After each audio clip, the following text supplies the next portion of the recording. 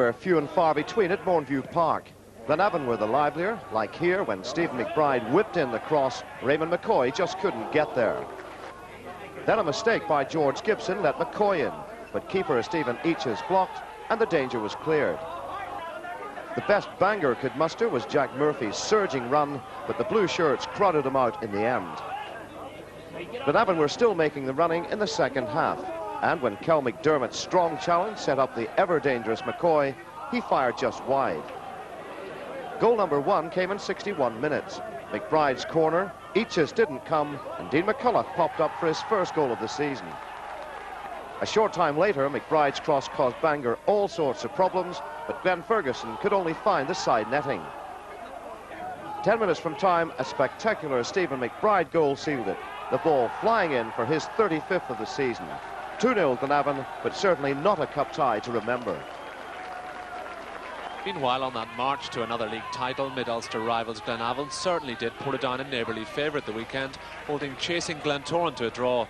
Indeed, Glenavon might have been out of sight by the interval, but for keeper Alan Patterson, simply nothing was getting past.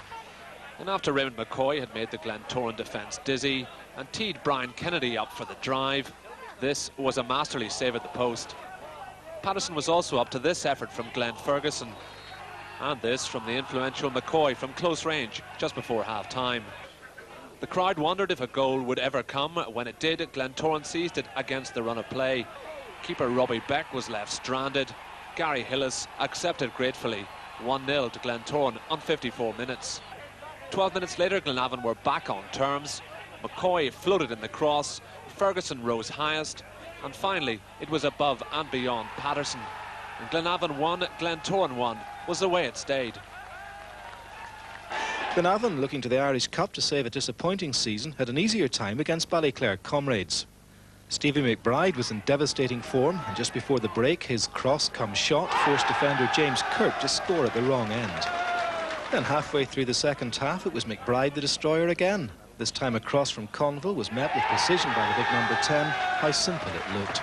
Ballyclare were largely responsible for their own downfall. Goalkeeper Brian Hanley won't want to be reminded of an 81st minute kick that went only as far as Glenn Ferguson, who didn't need to be asked twice. McBride had the final word. Again, the comrades' defence in suicidal form, bringing him down in the box. No doubt in referee McKnight's mind, the big winger electing to take the spot kick himself for his 40th of the season.